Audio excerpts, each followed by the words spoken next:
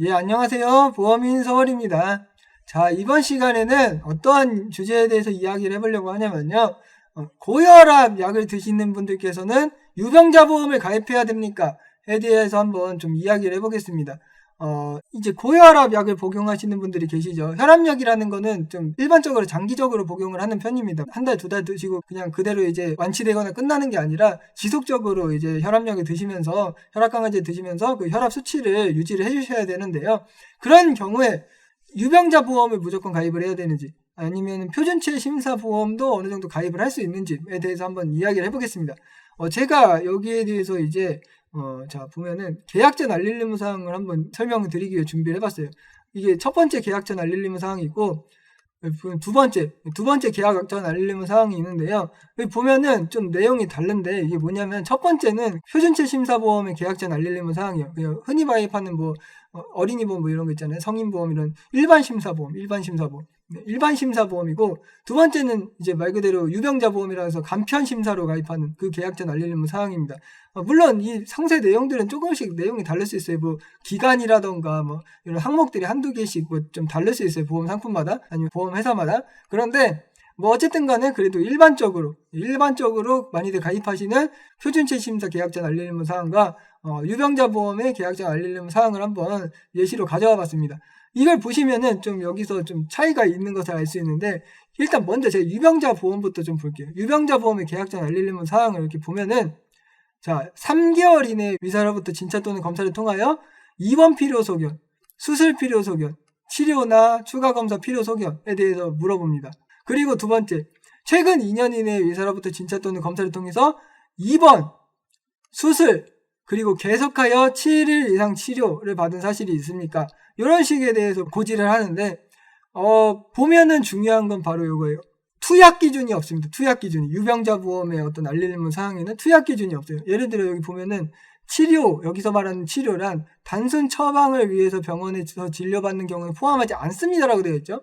처방이라고 하는 게 바로 이제 약을 처방받는 거죠. 이게 투약입니다. 투약. 그리고 이 아래도 마찬가지로 치료는 단순 처방을 위하여 병원에서 진료받은 경우는 포함하지 않습니다라고 되어 있어요. 그래서 이 유병자 보험에서는 투약 기준에 대해서 고지를 안 해도 됩니다. 네, 안 해도 돼요. 그럼 무슨 말이냐?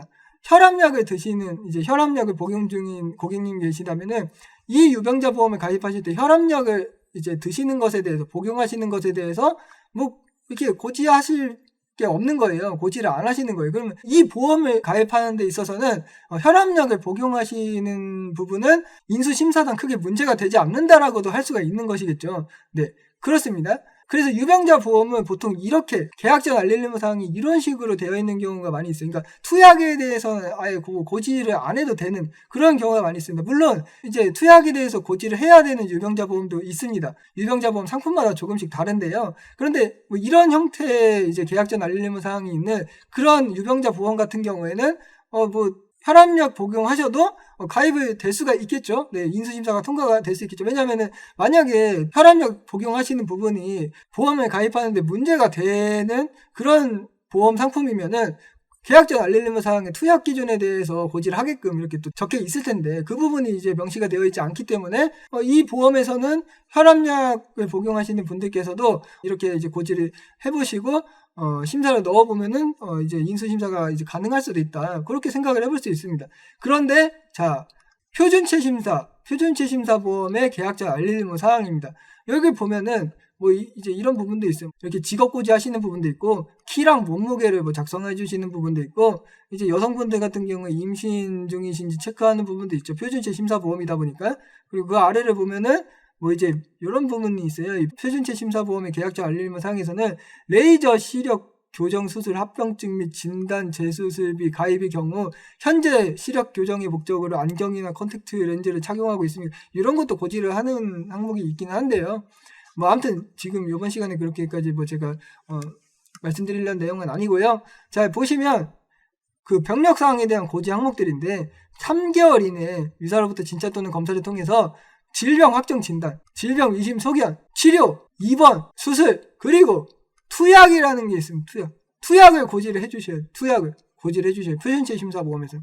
그리고 그 아래 또 이렇게 또 명확히 적혀 있어요. 3개월 이내에 마약을 사용하거나 혈압 강화제, 오늘의 주인공이죠. 이제 혈압약을 복용하시는 분, 혈압 강화제, 신경안전제, 수면제, 각성제, 진통제 등 약물을 상시 복용한 사실이 있습니까? 뭐 이런 부분 고지를 하셔야 됩니다. 하셔야 되고, 그리고 또 아래 보면 5년 이내에 계속하여 30일 이상의 투약을 받은 사실에 대해서 고지를 하는 항목이 명시가 되어 있습니다. 표준치 심사보험에서는. 그렇다면은 이런 거죠. 그러면 이제 이 보험 가입을 못하는 겁니까? 혈압약 복용하면? 그건 아니에요. 그러니까 제가 오늘 말씀드리려고 하는 건 그건 아니다. 뭐냐면 고지를 일단 하셔야 돼요. 일단 고지를 하시는 거예요. 고지를.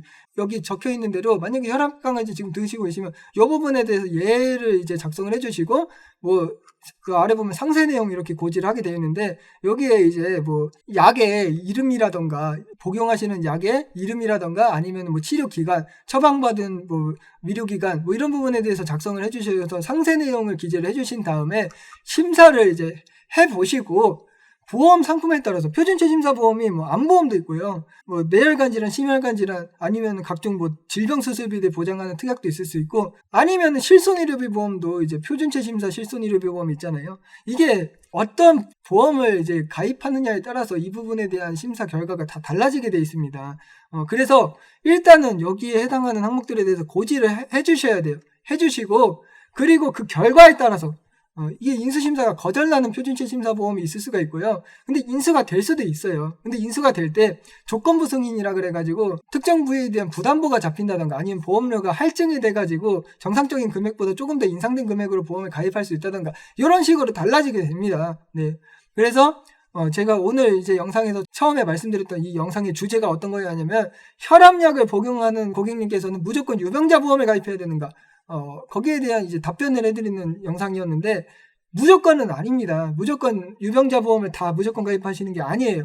표준체 심사보험도 가입을 할 수 있습니다. 이 상황에 따라서 가입하실 수 있는데 이제 뭐냐면 일단 이렇게 고지 항목들 표준체 심사보험의 계약전 알릴레몬 사항에 대해서 그 혈압약 복용하시는 부분을 고지를 해주셔야 되고 그 다음에 그 고지해 주신 부분에 대해서 보험회사에서 이제 어떻게 인수심사를 하느냐에 따라 가입 여부가 달라집니다. 근데 이제 뭐가 있냐면 그런 게 있죠.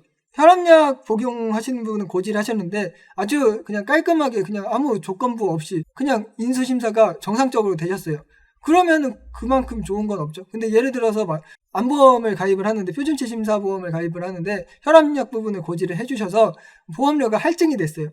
그러면은 그 할증된 보험료가 똑같은 진단비랑 다른 조건 다 동일하게 했을 때 유병자 보험으로 암보험 가입하시는 부분보다 오히려 보험료가 더 높을 수가 있어요.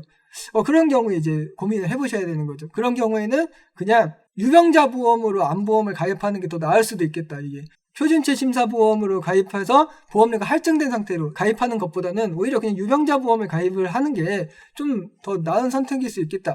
이렇게도 생각을 해볼 수가 있는 거예요. 네, 있는 거예요. 그래서 일단은 혈압약을 드신다고 해서 건강보험 가입하실 때 무조건 유병자 보험으로 가입하시는 건 아니다. 그건 아니고 표준체 심사보험도 가입이 가능하다. 네, 가입이 가능한데 그런데 이 심사 결과, 표준체 심사보험에서 혈압약 드시는 부분을 고지를 해보시고 심사 결과가 어떻게 나오느냐에 따라서 좀 판단은 좀 해보실 필요가 있다. 네, 왜냐하면 어떤 조건부 승인이 날지 모르거든요.